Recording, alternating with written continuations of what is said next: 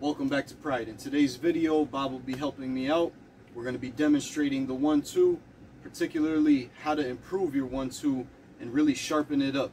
And I think a big part of having a really good 1-2 is really understanding the difference between throwing a jab and then a cross and throwing that 1-2. That 1-2 comes back to back.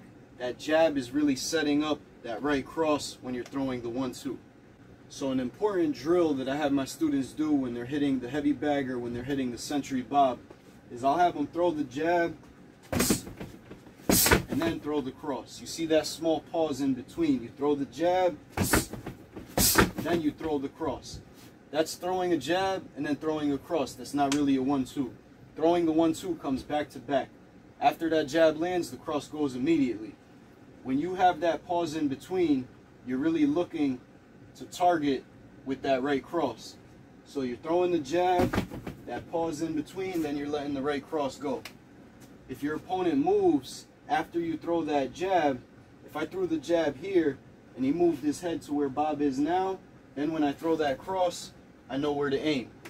When you're throwing the 1-2, it's the same thing. You have to focus on where you're throwing those two punches. Ideally, you want both punches to land in the same exact spot. But if Bob moves his head and has some good head movement, I might throw the jab while Bob's here. After I throw that jab, he might slightly move his head, then I want to throw the cross here. I'm still targeting that same exact spot. So always focus on your technique. Make sure your jab is good, make sure your cross is good. When putting them together, focus on that same exact spot. If I was throwing to the body, I wouldn't want to throw the jab here and the cross here.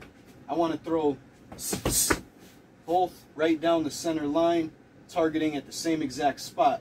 If my opponent moves after I throw the jab, I adjust while the cross is going. Always remember, you could do a lot of damage with your jab. Your jab is not only to set up the right cross, you also want to do damage with it. So putting a lot of power into your jab, that way the jab does damage, makes it harder for my opponent to move after getting hit with the jab. If I land the jab, my opponent's head snaps back, putting him right in the perfect spot for my right cross. So things to keep in mind. Separate the difference between throwing a jab and then throwing a cross and throwing a 1-2. Two different things. I can throw that jab and then throw a cross, or I can throw the 1-2. The 1-2 comes immediately. Always focus on the same exact target, aiming small. Aiming for your opponent's nose, aiming for your opponent's chin, aiming for the forehead. Improve the power in your jab, the snap in your jab. The better your jab is, the more likely your 1-2 is going to be better. By throwing it in combination, putting a lot of speed in between the two punches will improve your 1-2. As you can see, there's no quick and easy trick to have a great 1-2. It's two of the most important punches in boxing. Having a good jab, having a good cross, and being able to throw them together like that, back to back. The better your jab is, the better your 1-2 is going to be.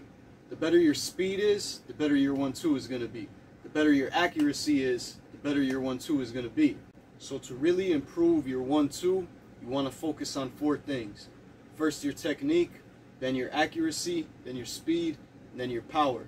You want a lot of repetition. You want to do this combination over and over. As long as you're keeping good technique, if you're fatigued, you got to take a break. You got to take some time off from it and then go back to it. The more times you throw this combo, the better it's going to become. Thank you for watching. Be sure to subscribe to Pride Martial Arts for more.